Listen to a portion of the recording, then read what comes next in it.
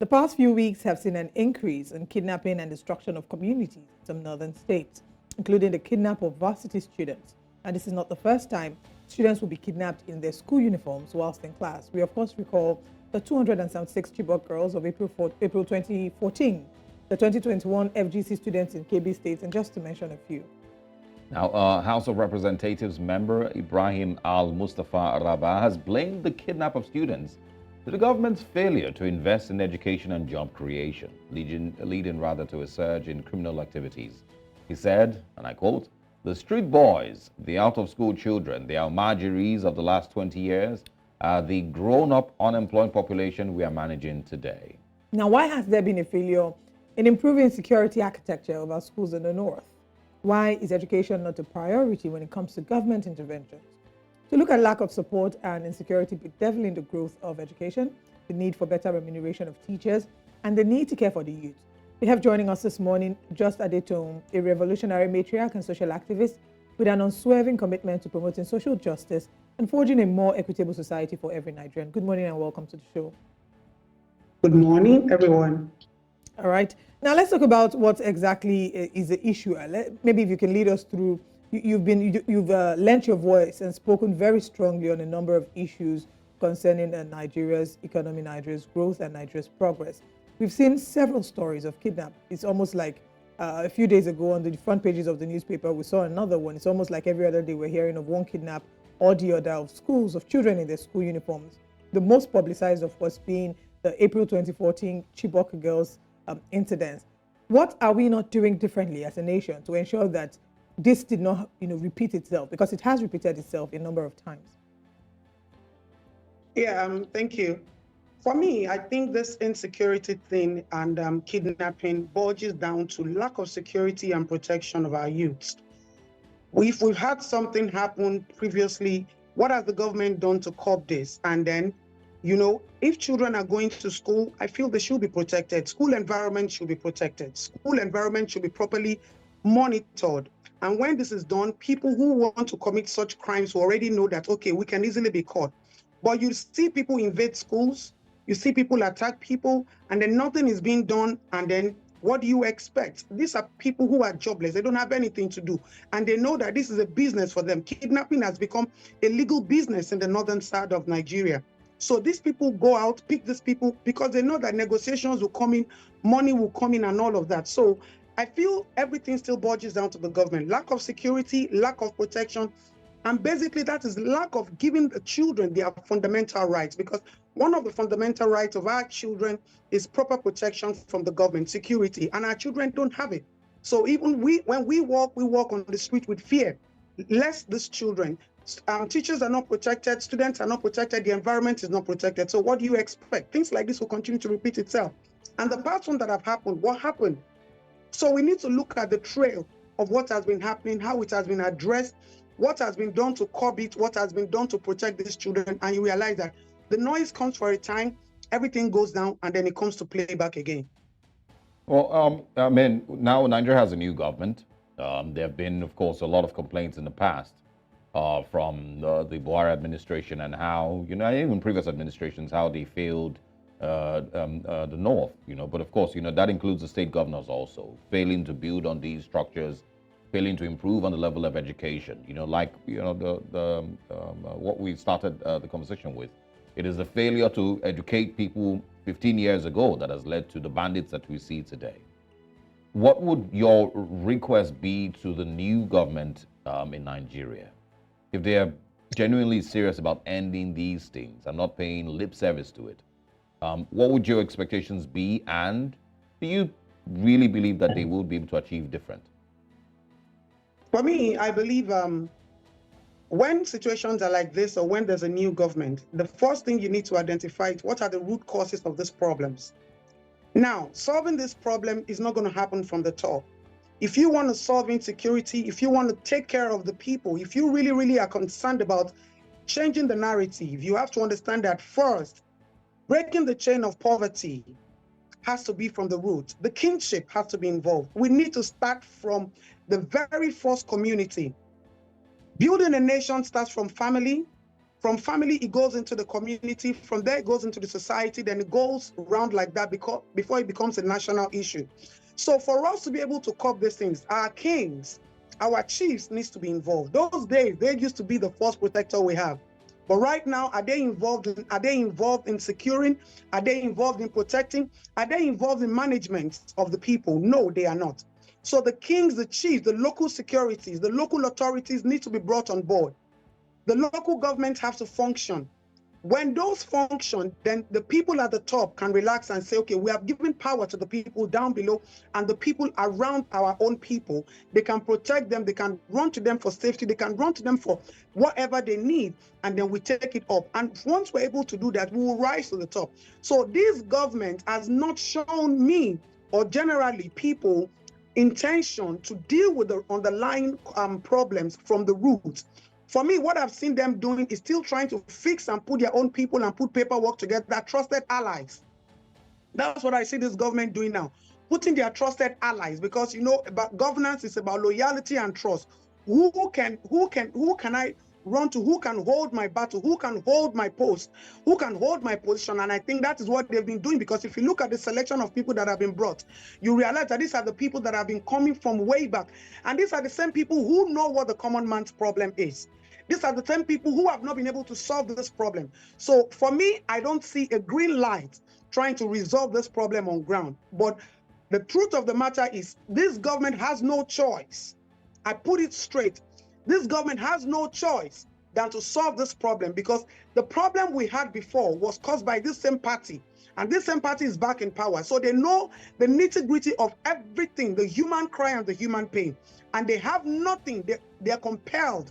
They're compelled by loyalty to the citizens to solve this problem that we are now, because this is our last chance. Nigeria was already on a nosedive. If they are not able to fix this problem, this country is going to sink broad daylight. All right. The 11th of October this year was, of course, International Day of the Girl Child, and we see the observance around the world. The theme for this year was centered on, it said, invest in girls' rights, our leadership, our well-being. And I would want you, as an activist yourself, I know that you're very passionate about children, about the girl child. How would you rate where we are and where we need to be? Also, of course, we know that education is one of the rights of the girl child. Unfortunately, that's been truncated by insecurity and being bedeviled by insecurity concerns, especially in the north. But generally, how would you say we are ranking as a nation in terms of upholding the girls' rights, and where should we be? Where are we headed? I fear for that question. I fear for that question because today, as I speak, our girls are no longer where they are expected to be. Their targets are no longer where it's supposed to be geared towards. A girl child is a weapon of leadership. A girl child is a weapon of change. A girl child is a weapon of building a family and a nation. Right now, what are our girls into? What are our girls looking up to? What are our girls targeting? That's the problem we have right now. We are far behind if we are talking about the girl child raising the battle and the mantle of power, because our girls have really, really deviated from who they are, what they are supposed to be. And for me, I blame it on the society right now. The society is not helping our girl child. Our girl child is not being protected. Our girl child is not being mentored into becoming leaders of tomorrow. So right now, I look at it that our children, our girl child, have started to become professors of what we don't know and what we fear them to become. Oh, well. Because right now, if we continue to look at the stories happening around us and what our girl child, and then what the girls generally, even with the adult, it becomes worrisome. So for me, I think that the government needs to pull up and tie the strings of security. They need to pull up and tie the strings of education so that our children will know that they have nothing. I said that's the time for everything. Right now, all our children need to know, the girl child needs to understand that education is all I need right now. There's a song I sang. I said, tell mommy, I'm going to make you proud. I'm going to make we proud. The only people who can make us proud right now are girls. But trust me, I fear.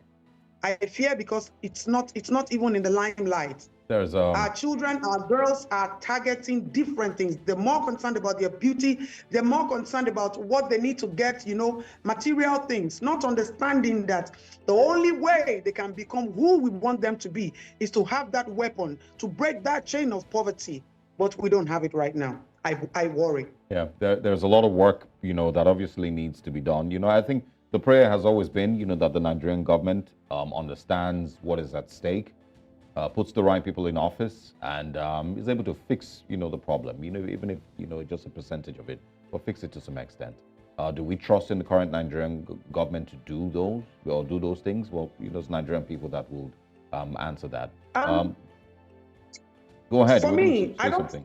I don't see them being able to do this. Yeah. Ask me why. Because our leaders don't have what we call this parental factor, this parental spirit. They don't see themselves as our parents.